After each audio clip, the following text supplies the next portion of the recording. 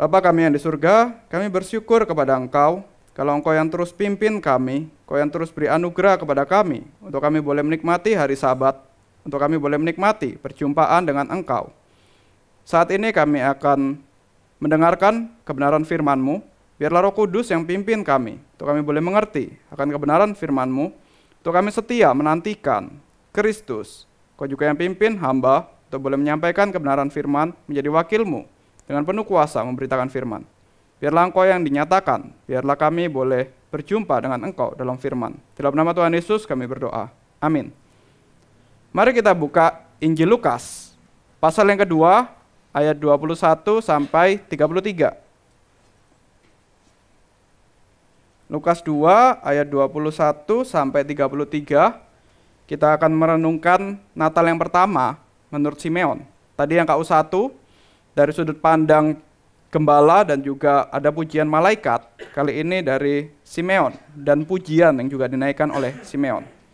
Kita baca secara bergantian, Lukas pasal 2 ayat 21 sampai 33. Ayat yang ganjil saya 21, 23 dan seterusnya. Kemudian yang genap Bapak Ibu dan saudara-saudara sekalian. Lukas 2 ayat 21 sampai 33.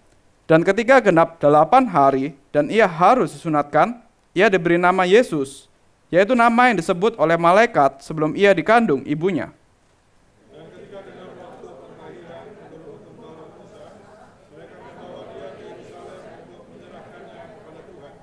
Seperti ada tertulis dalam hukum Tuhan, semua anak laki-laki sulung harus dikuduskan bagi Allah.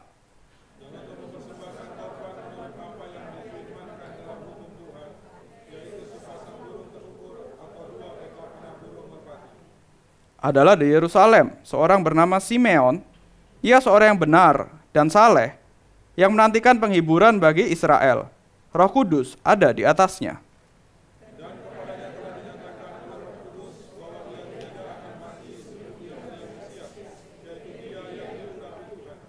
Ia datang ke bait Allah oleh Roh Kudus. Ketika Yesus anak itu dibawa masuk oleh orang tuanya untuk melakukan kepadanya apa yang ditentukan hukum Taurat.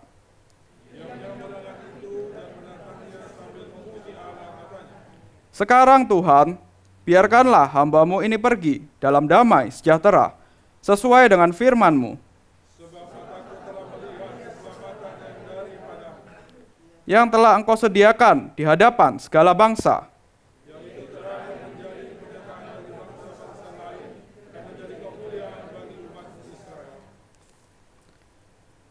Dan bapa serta ibunya amat heran akan segala apa yang dikatakan tentang dia. Jadi kalau kita melihat cerita kelahiran Tuhan Yesus yang lahir di Bethlehem, Tuhan Yesus yang lahir di Palungan, itu kita lihat juga bagaimana Maria dan Yusuf, orang tuanya, mereka tidak hanya berhenti sampai melahirkan Tuhan Yesus, tetapi kalau kita lihat mereka melakukan tindakan-tindakan yang sesuai dengan hukum Taurat. Di sini ada bapak dan ibu yang sudah punya anak, itu pasti tahulah bagaimana menyambut seorang anak yang akan lahir, bagaimana merawat seorang anak yang baru lahir.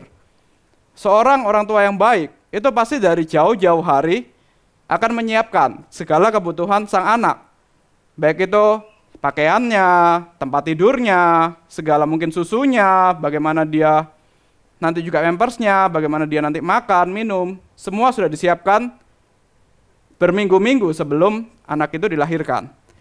Tetapi orang tua yang bijak itu tidak berhenti sampai mempersiapkan kebutuhan fisik anak yang akan dilahirkan atau anak yang baru dilahirkan.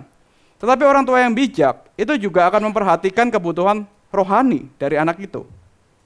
Orang tua yang bijak dari sejak anak itu masih kecil baru dilahirkan, mungkin sudah mulai mendoakan atau sebelum dilahirkan sudah mendoakan anak itu, sejak dalam kandungan sudah didoakan. Kemudian ketika anak itu sudah dilahirkan, didoakan, mungkin juga dinyanyikan pujian-pujian him, mungkin juga sudah mulai dibacakan firman Tuhan, dibacakan cerita-cerita Alkitab. Tadi kita melihat anak-anak kita, anak-anak sekolah minggu, anak-anak remaja, itu dari sejak usia kecil, dari sejak masih belia, mereka sudah belajar memuji Tuhan. Mereka sudah dengan setia memberikan pujian yang sangat indah bagi Tuhan. Nah, ini menunjukkan bahwa ya, orang tua dari anak-anak ini adalah orang tua yang bukan hanya sekedar memperhatikan kebutuhan jasmani dari anak itu, tetapi juga memperhatikan kebutuhan rohani yang jauh lebih penting. Nah, kalau kita lihat Maria dan Yusuf itu juga melakukan hal yang sama terhadap Tuhan Yesus, bayi Tuhan Yesus. Mereka bukan cuman mencari tempat yang tenang, tempat di mana mereka bisa melahirkan seorang anak, tetapi kemudian mereka mengikuti tepat seperti apa yang Taurat Tuhan perintahkan. Mereka memperhatikan apa yang menjadi kebutuhan secara agama, apa yang menjadi kebutuhan secara spiritual. Bahkan bayi Tuhan Yesus sekalipun juga harus diperhatikan kebutuhan secara spiritualnya. Maka kita bisa lihat di ayat yang pertama, ketika genap 8 hari dan ia harus disunatkan, ia diberi nama Yesus, yaitu nama yang disebut oleh malaikat sebelum ia dikandung ibunya. Jadi Maria dan Yusuf melakukan tepat seperti apa yang Tuhan perintahkan sejak dari zamannya Abraham. Anak keturunan Abraham itu harus disunat, harus juga menikmati tanda dari perjanjian, harus dimasukkan dalam umat perjanjian. Tandanya adalah sunat. Padahal ini adalah Tuhan yang menjadi manusia, tetapi juga harus disunat, harus menjalani simbol itu, simbol sebagai umat perjanjian. Memang pada akhirnya karena Tuhan Yesus juga disunat, itu langsung terkoneksi, langsung terhubung dengan bangsa Israel, langsung terhubung dengan Abraham, langsung terhubung dengan perjanjian yang Tuhan berikan kepada Abraham, Daud, dan bapak-bapak bangsa Israel. Inilah keturunan itu, inilah keturunan yang dijanjikan, yang juga masuk dalam umat perjanjian, yang juga menggenapi perjanjian itu. Dia yang juga disunat sebagai umat perjanjian. Yusuf dan Maria menjalani itu, mengikuti perintah itu. Yusuf dan Maria dengan taat menjalankan perintah ini. Dan kalau ada seorang teolog bernama Philip Ryken, ini mengatakan ketika disunat, pisau yang memotong kulit Tuhan Yesus, pisau itu kan kemudian memisahkan kulit dengan tubuhnya Tuhan Yesus, ada darah yang tercurah. Itu adalah darah yang pertama kali yang tercurah oleh Tuhan Yesus. Jadi sunat itu dimaknai sebagai antisipasi dari salib, dari darah yang nanti benar-benar tercurah untuk penebusan. Sunat merupakan tanda perjanjian bagi Abraham dan keturunannya. Maka Yesus yang juga mati di salib, itu sebenarnya juga mati untuk umat tebusan, mati untuk umat perjanjian, mati untuk umat-umat yang dulu sebelum Tuhan Yesus lahir. Mereka beriman kepada perjanjian itu, Tuhan Yesus juga mati untuk mereka. Tuhan Yesus juga mati untuk mereka yang sebelum Tuhan Yesus lahir telah beriman. Jadi ini langsung terkoneksi antara darah yang tercurah di salib dengan darah yang tercurah ketika penyunatan. Ini adalah tanda perjanjian Tuhan yang dimeterai dengan darah. Dengan Yesus disunat, ia menerima tanda ini dan ia menunjukkan bahwa Yesus adalah keturunan Abraham yang sah dan Yesus adalah bagian dari umat perjanjian. Tapi kalau kita lihat lebih jauh lagi, ternyata Yusuf dan Maria itu nggak berhenti sampai penyunatan. Mereka mengikuti persis seperti apa yang firman Tuhan perintahkan, yaitu 40 hari setelah melahirkan, setelah masa pentahirannya Maria maksudnya. Maria sudah dianggap tahir, sudah dianggap oke, sudah selesai masa dia habis melahirkan. Maria membawa Yesus beserta juga membawa binatang persembahan, 2 ekor sepasang burung merpati atau burung tekukur, untuk jadi persembahan, untuk jadi korban bagi Tuhan Yesus. Jadi ini ada 2 tujuan kenapa Yusuf dan Maria datang ke bait Allah. Pertama untuk pentahirannya Maria, dan yang kedua membawa korban persembahan, 2 ekor burung merpati, 2 ekor atau tekukur. merpati atau tekukur. Ini adalah korban yang menunjukkan status ekonomi dari Yusuf dan Maria. Harusnya Taurat Tuhan itu mengajarkan korban yang diterima itu adalah kambing atau domba. Tetapi kalau tidak mampu, dalam Imamat 12 ayat 8 saya bacakan. Tetapi jikalau ia tidak mampu untuk menyediakan seekor kambing atau domba, maka haruslah ia mengambil 2 ekor burung tekukur atau 2 ekor burung merpati, yang seekor sebagai korban bakaran dan yang seekor lagi sebagai korban penghapus dosa. Jadi Maria dan Yusuf yang membawa burung itu menunjukkan bahwa ya memang mereka secara status ekonomi itu sederhana, secukupnya, hanya cukup untuk membeli burung, bukan kambing atau domba. Karena kambing atau domba itu mahal, sedangkan burung lebih murah, lebih bisa dijangkau. Nah, dari sini kita bisa belajar Tuhan Yesus yang turun menjadi manusia, itu benar-benar dalam kesederhanaan. Bukan dia turun sebagai anak raja, bukan dia menikmati posisi yang langsung jadi anak sultan, anak raja. Supaya nanti, ya kalau jadi anak raja kan enak, mau ngapain juga gampang. Untung-untungan nanti kalau dia jadi raja yang besar, sebelum jadi raja paling enggak dia bisa jadi wakil raja, kan enak. Kan bisa dia menikmati fasilitas-fasilitas yang seperti itu. Tapi ternyata berbeda. Tuhan Yesus itu benar-benar dari keluarga yang sederhana, benar-benar dari keluarga yang secara ekonomi, secara finansial itu secukupnya. Dan kalau kita masuk ke poin selanjutnya, ini kan kalau Imamat 12 ayat 8. Yang seekor sebagai korban bakaran dan yang seekor lagi sebagai korban penghapusan dosa. Nah, ini secara teologis kita mungkin bertanya, buat apa korban penghapusan dosa? Dosa siapa yang dihapus? Secara tradisi, Taurat itu mengajarkan memang dosa anak itu harus juga butuh pengorbanan, butuh dari sejak bayi, itu sudah ada korban penghapusan dosa. Tetapi ini kan Tuhan Yesus, ini kan dia yang lahir bukan dari benih pria, bukan dari keturunan Adam secara pria maksudnya, tidak mewarisi dosa turunan. Jadi seharusnya kan tidak berdosa.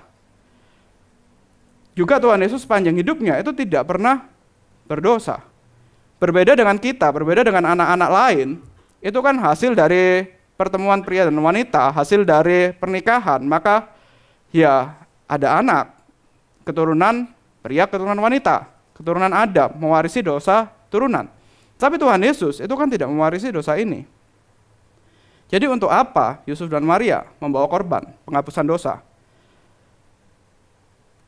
Yusuf dan Maria itu membawa korban penghapusan dosa itu bukan untuk menghapus dosa Tuhan Yesus. Bukan ini berarti bukti bahwa Tuhan Yesus itu berdosa. Bukan. Mereka membawa korban ini, pertama-tama mereka menunjukkan kebertundukan kepada hukum Taurat. Mereka taat kepada hukum Taurat. Pertama-tama karena Allah perintahkan harus bawa itu. Ya udah, mereka tunduk, mereka bawa. Jadi ini juga menunjukkan bahwa Tuhan Yesus meskipun dia Tuhan, dia bukan meniadakan hukum Taurat, dia bukan menghilangkan hukum-hukum Taurat, bukan dia menjadi pribadi yang lepas dari hukum Taurat. Tapi ternyata Tuhan Yesus dari sejak bayi itu juga tunduk pada hukum Taurat. Tuhan Yesus juga mengikuti hukum Taurat. Tetapi kemudian selain itu, ini juga menunjukkan bahwa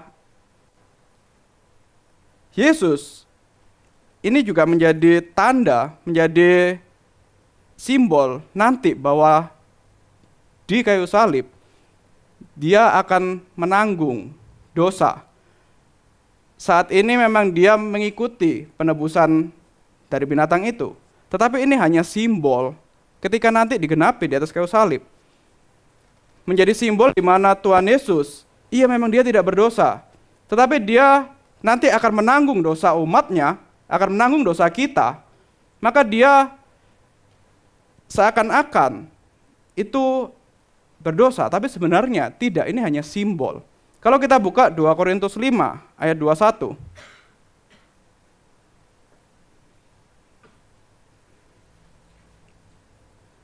2 Korintus 5 ayat 21.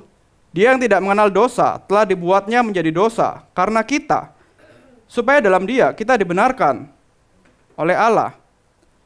Jadi ini korban burung atau kukur yang diasosiasikan dengan penghapusan dosa, itu menjadi petunjuk bahwa suatu hari nanti Yesus itu yang akan menanggung dosa kita. Ini hanya petunjuk bahwa inilah, oke, sekarang masih simbol, tapi sebenarnya nanti yang menggenapi secara penuh itu adalah Yesus Kristus di atas kayu salib. Jadi kita bisa lihat bahwa Yesus Kristus yang disunat itu menerima tanda perjanjian sesuai dengan yang Allah perintahkan. Yesus Kristus yang dibawa, diserahkan pada Tuhan beserta korban sepasang burung, baik itu merpati atau tekukur, itu mentaati Taurat Tuhan, bahkan dari sejak kecil. Maka seluruh hidup Tuhan Yesus, bahkan dari sejak bayi, itu taat secara sempurna pada kehendak Allah. Tidak ada sedikit pun peraturan yang dilanggar, tidak ada sedikit pun peraturan yang dianggap remeh. Semua ditaati secara sempurna oleh Yesus Kristus. Dan Yesus melakukan ini, itu untuk keselamatan kita. Kita diselamatkan oleh Kristus yang mati di atas kayu salib. Tetapi kita dibenarkan oleh kehidupan Kristus yang sempurna, menjalani Taurat. Dosa kita ditanggung Kristus di atas kayu salib, hingga dia yang menanggung penghukuman itu, dia yang mati. Tetapi dia yang memberikan kesempurnaannya, melakukan hukum Taurat kepada kita. Sehingga itu menjadi milik kita, kitalah yang benar. Karena kita di dalam Kristus. Bapa melihat kita benar, karena Bapa melihat Kristus yang benar. Kebenaran itu diberikan pada kita. Ketaatan yang sempurna itu diberikan sebagai kebenaran pada kita. Nah, ini poin yang pertama. Sekarang kita masuk kepada tema yang utama, Simeon. Simeon itu sebenarnya siapa sih? Kalau kita lihat Injil Lukas dari pasal 1, pasal 2, terutama mengenai kelahiran Tuhan Yesus, Lukas itu suka membanding-bandingkan, suka menyandingkan. Misalnya, Elizabeth dan Maria. Minggu lalu pendeta Tama menjelaskan mengenai Elizabeth. Kalau kita, Elizabeth punya pujian sendiri, kemudian Maria juga ada pujiannya sendiri. Elizabeth seorang yang sudah tua, sedangkan Maria, Elizabeth sudah tua, kandungannya sudah tertutup, sedangkan Maria seorang yang gadis muda, perawan. Itu disandingkan di Lukas pasal 1.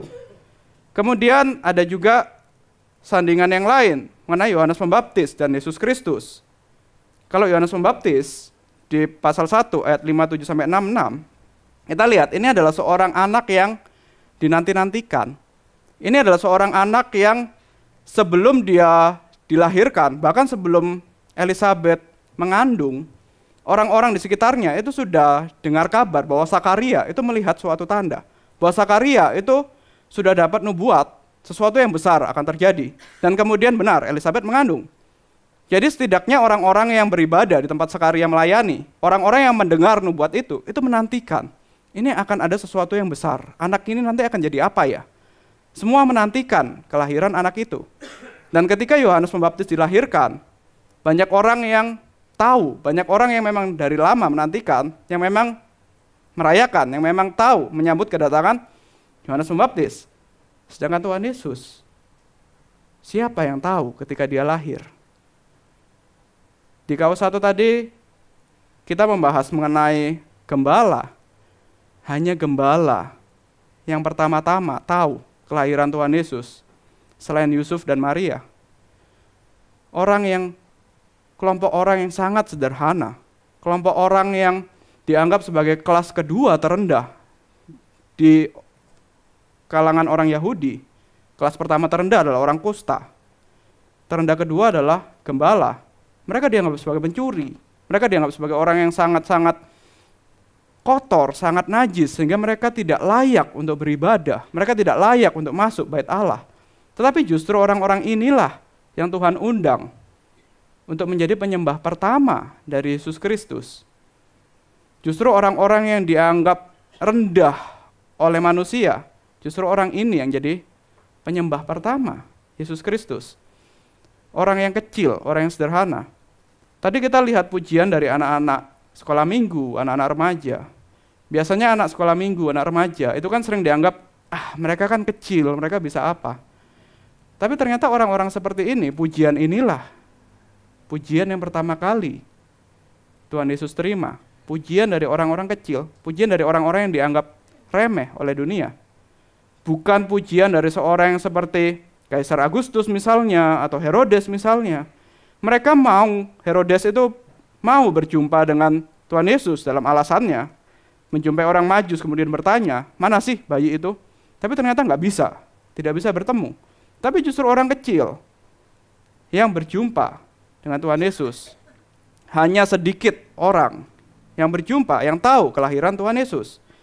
Kemudian masih pembandingan antara Yohanes dan Tuhan Yesus. Kalau kita lihat Sakaria ini kan seorang imam yang senior.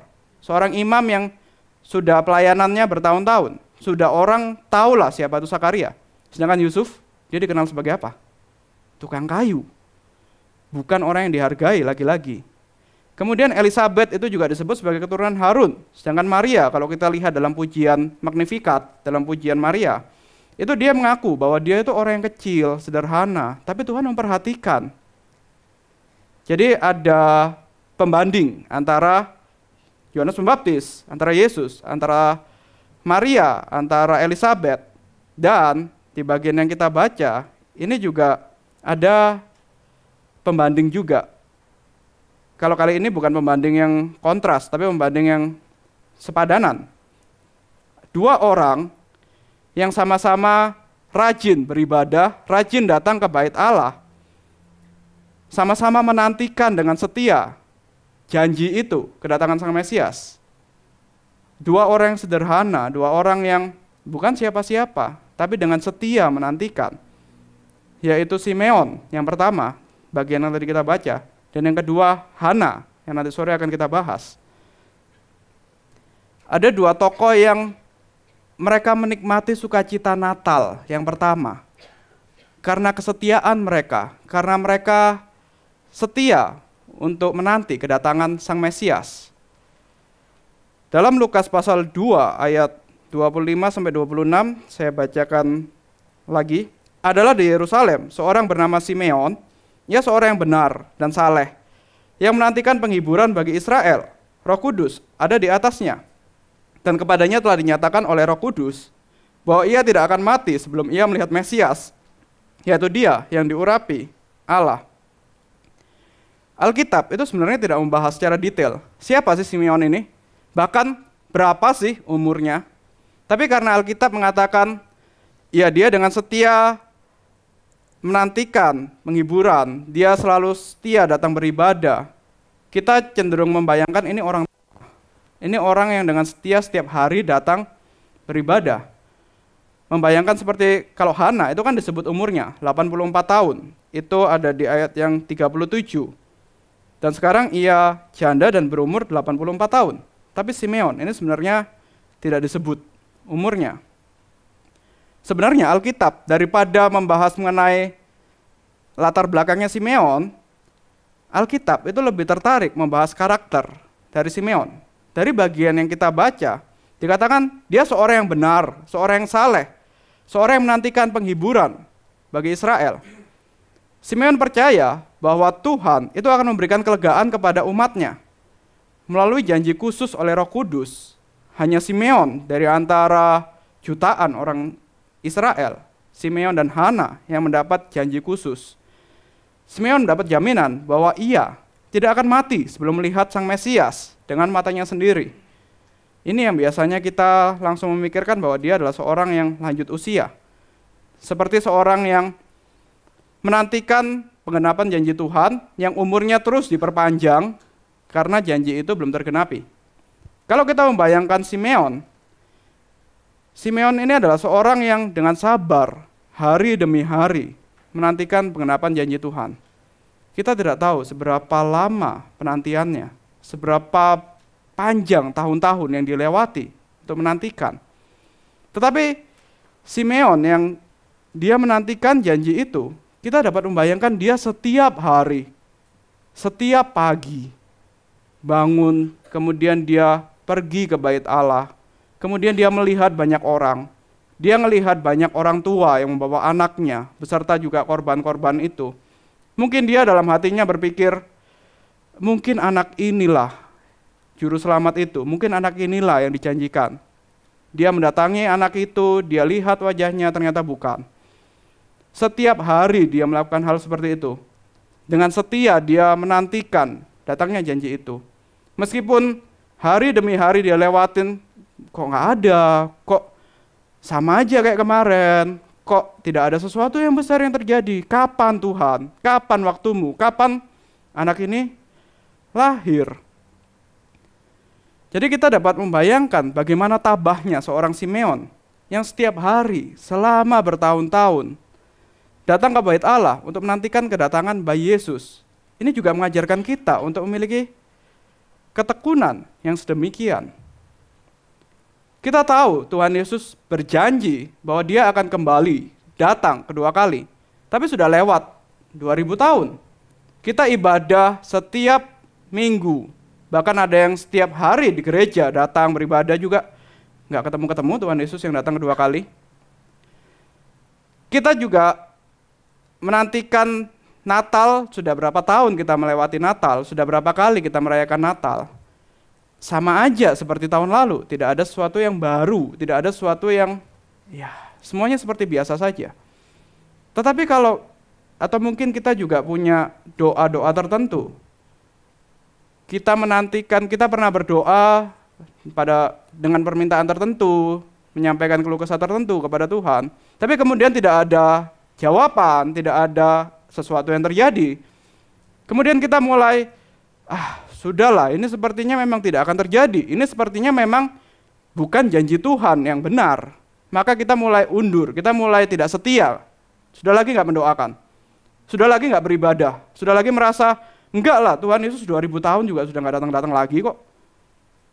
Tetapi justru kalau kita membayangkan, seandainya Simeon, hari itu dia berhenti datang ke bait Allah, dia tidak akan berjumpa bayi Yesus. Seandainya kita menyerah, kita berhenti berdoa, kita berhenti beribadah. Justru kita, ketika Tuhan Yesus benar-benar datang, kita tidak siap. Kita tidak berjumpa dengan Tuhan Yesus. Bukankah itu hal yang mengerikan? Kita yang sudah menantikan janji itu, kita yang sudah tahu janji itu, tapi ternyata tidak berjumpa juga. Ini sangat mengerikan. Nah, agak sedikit keluar. Kalau kita belajar dari kesetiaan Simeon, kalau dikaitkan dengan hari Sabtu ini, kita kan juga akan sekali lagi merayakan Natal, sekali lagi KKR Natal, seakan-akan seperti, ya udahlah kayak yang tahun lalu juga. Apalagi kalau kita membayangkan tahun ini, acara besar lagi, kemarin sudah habis Kapin, Speak, dan berbagai acara yang lain. Ini acara besar lagi seperti acara-acara pada umumnya. Tapi kalau kita berhenti bersemangat, berhenti melayani, kita berhenti untuk bergairah menantikan kedatangan Kristus, kita merasa, ya udahlah, apa bedanya sama Speak kemarin, apa bedanya sama Kapin kemarin, apa bedanya sama Natal tahun lalu. Sekarang harus humas lagi, aduh. Kemudian kita merasa, udahlah, sudah capek, sudah cukup lah, kita nggak setia. Kita tidak akan menikmati kedatangan Kristus. Kita tidak akan menikmati Kristus yang hadir, Kristus yang secara rohani dalam KKR nanti hadir. Kita akan melewatkan begitu saja. Kita akan melewatkan anugerah itu. Yang rugi adalah kita.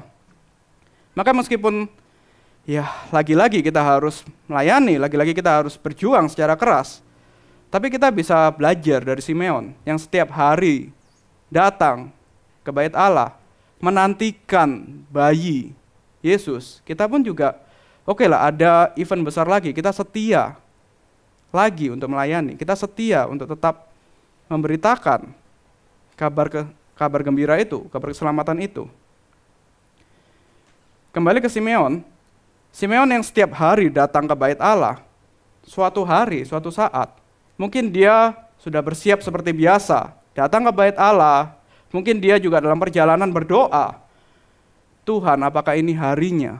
Apakah ini waktunya aku berjumpa dengan bayi Yesus? Dan untuk hari itu, ada sesuatu yang lain. Roh Kudus memimpin Simeon untuk dia bisa berada di waktu yang tepat, di tempat yang tepat, ketika Tuhan Yesus, Maria dan Yusuf membawa bayi Tuhan Yesus. Kita tidak tahu kapan kita benar-benar bisa berjumpa secara Kristus, baik secara langsung ataupun berjumpa secara rohani dalam kelahiran baru. Mungkin di antara kita ada yang dari sekolah minggu beribadah terus, tapi kemudian kita bertanya, kenapa aku sampai sekarang belum kenal Yesus Kristus? Kenapa aku sampai sekarang belum berjumpa secara pribadi dengan Yesus Kristus? Tapi kalau kita punya kerinduan, memang benar-benar punya kerinduan untuk berjumpa dengan Yesus Kristus, akan ada waktunya Roh Kudus pimpin. Kita ada di tempat yang tepat, berjumpa dengan orang yang tepat, yang memang kita di sana bisa berjumpa dengan Yesus Kristus. Yang kita butuhkan hanyalah kesetiaan. Yang kita butuhkan adalah tetap tidak menyerah, tetap terus-menerus setia pada penantian janji itu. Kemudian Simeon yang melihat Yusuf, melihat Maria, dia melihat bayi itu, akhirnya dia hatinya terharu dan dia mulai mengatakan, inilah bayi itu, inilah dia, Sang Mesias, inilah dia yang saya nanti-nantikan selama ini, inilah dia, Juru Selamat itu. Simeon penuh dengan sukacita, dia penuh dengan urapan Roh Kudus, dia mengucapkan pujian yang kita bisa lihat di Lukas 29, pasal 2 ayat 29 sampai 32. Sekarang Tuhan, biarkanlah hamba-Mu ini pergi dalam damai sejahtera, sesuai dengan firman-Mu. Sebab mataku telah melihat keselamatan yang daripadamu, yang telah Engkau sediakan di hadapan segala bangsa, yaitu terang yang menjadi pernyataan bagi bangsa-bangsa lain, dan menjadi kemuliaan bagi umat-Mu, Israel. Kalau kita melihat pujian Simeon, kita bisa membayangkan Simeon ini gambarannya itu seperti seorang bawahan, seperti seorang budak yang diberi tugas khusus oleh tuannya untuk menanti datangnya bintang yang khusus. Dan ketika bintang itu datang, dia harus memberitakan berita, harus menyebarkan bahwa bintang itu telah datang. Dia menanti dengan setia, dia menanti setiap malam, dia menanti dengan sabar. Panjangnya hari, panjangnya malam, panjangnya tahun dia menanti. Sampai kemudian cahaya itu datang, bintang keselamatan itu datang. Maka dia dengan penuh sukacita, dia langsung berteriak, langsung menyampaikan pesan itu. Dia langsung merasa, inilah yang dinanti-nantikan, inilah yang harus kita beritakan, inilah yang harus saya beritakan. Sang bintang itu datang. Dalam konteks ini, Simeon dipanggil Tuhan, tuannya, untuk berjaga dan menunggu bintang keselamatan, Yesus Kristus, Putra Allah. Saat Simeon melihat melalui matanya, dia melihat kemuliaan Yesus. Ia telah melihat Yesus melalui bayi itu. Dia melihat Yesus saat di bait Allah. Kemudian dia mulai merasa, berarti tugasku sudah selesai. Inilah yang dinanti-nantikan. Aku sudah merasa bahagia, aku sudah merasa sukacita melihat penggenapan janji itu. Tugasku sudah selesai. Kalau kita secara doktrin reform, kita mengerti, cuman lihat bayi Yesus di antara banyak orang yang datang beribadah di bait Allah pada waktu itu kan juga mereka pasti ada yang sekedar lihat bayi Yesus, atau bahkan imam yang melayani, yang menerima korban itu kan juga melihat bayi Yesus. Tetapi melihat bayi Yesus saja itu tidak memberikan keselamatan. Kita tahu yang memberikan keselamatan itu adalah bukan cuma sekedar lihat bayi Yesus, bukan cuma sekedar membayangkan Yesus yang ya udah tiap kali Natal kita membayangkan Yesus yang lahir.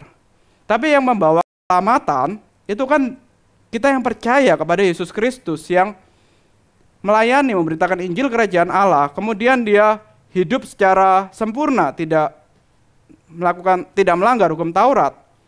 Tapi kemudian dia harus disiksa, harus mati di atas kayu salib untuk menebus dosa kita, untuk memberikan kebenarannya kepada kita, bangkit pada hari yang ketiga dan naik ke surga. Dia adalah Tuhan yang menjadi manusia, yang mati bagi manusia. Dia adalah juru selamat kita. Itulah yang membawa keselamatan, bukan cuma ngelihat bayi. Tapi kenapa Simeon itu bisa mengatakan dia boleh pergi, dia sudah menikmati anugerah itu, keselamatan. pada momen ini, meskipun Simeon hanya melihat bayi Yesus, tetapi Simeon itu juga mendapat iman oleh pimpinan Roh Kudus. Dia bisa tahu apa yang nanti akan terjadi ke depan.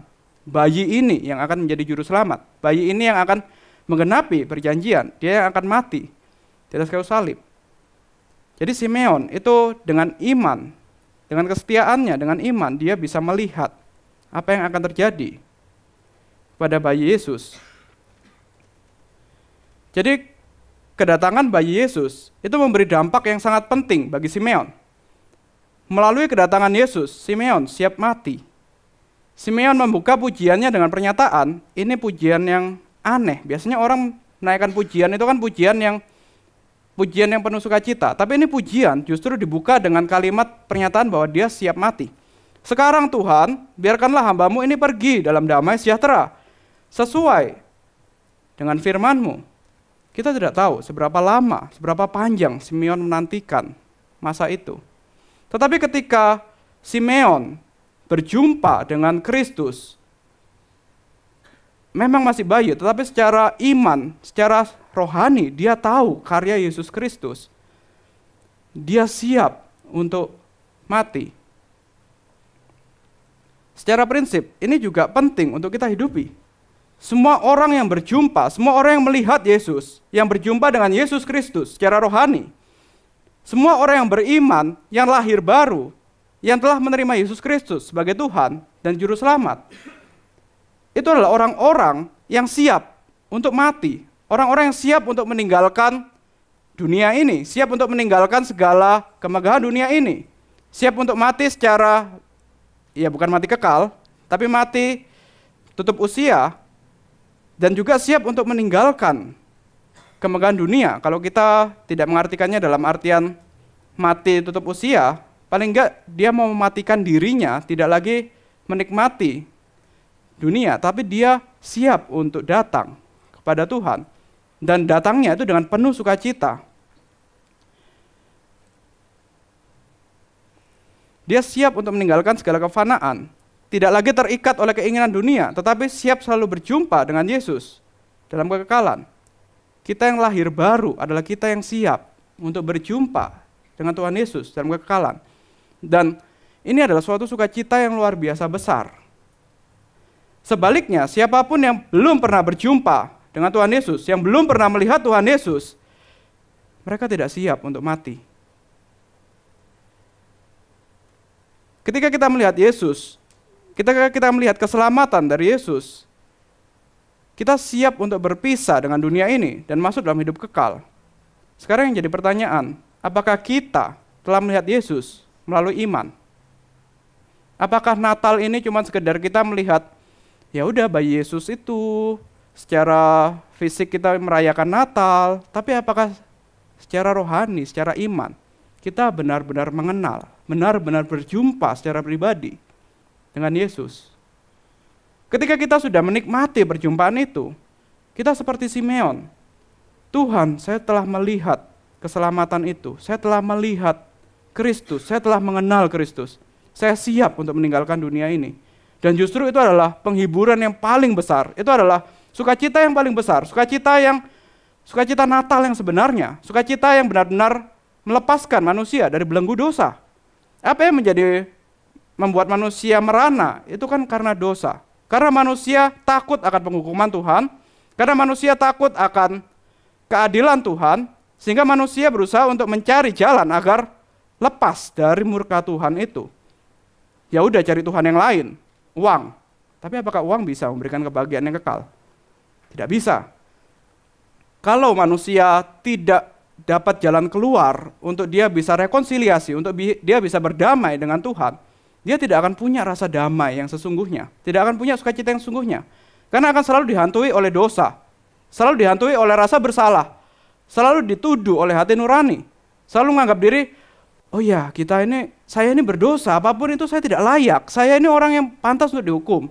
Orang yang paling bejat pun hati nuraninya itu akan menuduh dia, membuat tidak tenang. Tetapi ketika dia berjumpa dengan Kristus, seperti Paulus berjumpa dengan Kristus saat perjalanan, barulah dia tahu Inilah yang benar, inilah damai sejahtera yang sejati, inilah sukacita yang benar. Maka Paulus juga, meskipun Tuhan setelah dia berjumpa dengan Kristus, Tuhan masih kasih dia umur yang cukup untuk dia bisa melayani. Tapi setiap pelayanan dia selalu dengan prinsip siap mati. Dia siap untuk berjumpa dengan Kristus yang pernah ia lihat secara rohani dalam perjalanan itu. Dia siap untuk berjumpa benar-benar dengan Kristus ketika waktunya sudah selesai. Dan itu adalah sukacita yang jauh lebih besar. Itu adalah sukacita yang melampaui damai yang sukacita yang biasa hari Natal tawarkan, liburan dan segala macam. Jadi pertanyaannya, apakah kita telah melihat Yesus yang bangkit bagi keselamatan kita? Maka kita juga bisa menikmati sukacita ini, seperti Simeon, seperti Paulus. Hanya melalui iman inilah, melihat Yesus secara spiritual, kita siap menghadapi kematian, dan kita siap untuk berjumpa dengan Yesus. Dalam minggu ini, kita mengalami duka cita, karena kita kehilangan seorang saudara yang sangat kita cintai. Secara manusia kita semua tidak siap kehilangan saudara Abel. Saudara Abel meninggal dalam usia yang sangat muda. Kita semua sedih, kita semua tidak siap. Ketika saya sempat berjumpa dengan keluarganya, ya saya melihat memang kesiapan untuk melepas saudara kita Abel itu sulit. Orang tuanya, adiknya, pasangannya tidak siap untuk melepas Abel dalam usia yang begitu muda. Tetapi saya tahu Abel seorang yang setia beribadah, seorang yang setia melayani Tuhan, pernah ikut KTB juga. Apa yang membuat dia setia beribadah? Apa yang membuat dia setia melayani Tuhan? Karena dia telah melihat Kristus. Dia telah datang kepada Kristus. Dia telah tahu secara rohani, mengenal Kristus. Maka sebenarnya mungkin kita yang tidak siap, tetapi Abel siap menghadapi kematian karena dia sudah melihat Kristus secara rohani. Secara imannya dia telah melihat Kristus. Maka dia dengan setia beribadah, dengan setia melayani Tuhan sampai akhir. Kita mengenal Abel sebagai seorang yang terus melayani Tuhan, terus setia beribadah. Kita bisa melihat dari pujian Simeon. Abel yang semasa hidup melihat Yesus secara rohani, ia siap menghadapi kematian. Abel yang selama hidup melihat Yesus secara rohani, saat ini secara langsung, ia telah berjumpa dengan Yesus dalam kekekalan. Kita percaya Abel yang sebelumnya siap mengakhiri hidup, karena ia telah berjumpa Yesus secara rohani. Saat ini ia telah berjumpa dengan Yesus secara langsung. Maka kita dapat melihat masa ini, itu bukan cuma masa duka, tapi kita dapat juga melihat dengan penuh syukur karena Abel saat ini bersama dengan Simeon itu dapat menaikkan pujian yang sama di hadapan Tuhan Yesus sendiri. Sebab mataku telah melihat keselamatan yang daripadamu. Dia justru menikmati sukacita yang begitu agung, sukacita yang begitu besar. Karena dia telah melihat sendiri Yesus Kristus. Sukacita yang sama seperti yang dirasakan Simeon 2000 tahun yang lalu. Melihat bayi Yesus saat ini, Abel beserta Simeon, beserta seluruh orang percaya, memuji Tuhan Yesus secara langsung, melihat Tuhan Yesus. Itu adalah suatu sukacita yang luar biasa besar. Mari kita berdoa.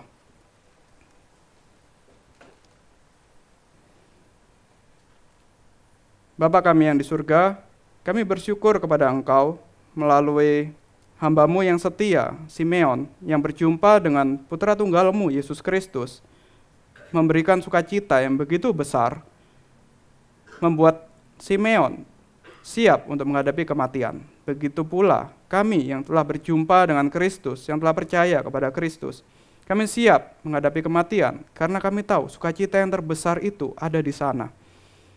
Untuk kami yang saat ini juga masih belum secara pribadi berjumpa dengan Kristus, biarlah Kau yang terus pimpin kami, biarlah Kau yang nyatakan diri-Mu kepada kami, sehingga kami boleh mengenal Juru Selamat itu, Kristus yang datang ke dunia, dan kami dapat berjumpa, dapat percaya secara pribadi kepada Kristus, sehingga pada waktunya nanti kami dengan penuh sukacita menjumpai Juru Selamat kami. Dengan penuh sukacita kami dapat menaikkan pujian yang sama seperti yang dinaikkan oleh Simeon dan orang-orang kudus-Mu. Biarlah Engkau yang terus pimpin kami, biarlah kami memiliki sukacita Natal pada tahun ini yang benar, sukacita Natal yang penuh makna yang benar, yaitu melihat Yesus Kristus, Tuhan dan Juru Selamat kami. Kami serahkan kehidupan kami dalam tangan-Mu. Hanya dalam nama Tuhan Yesus kami berdoa. Amin.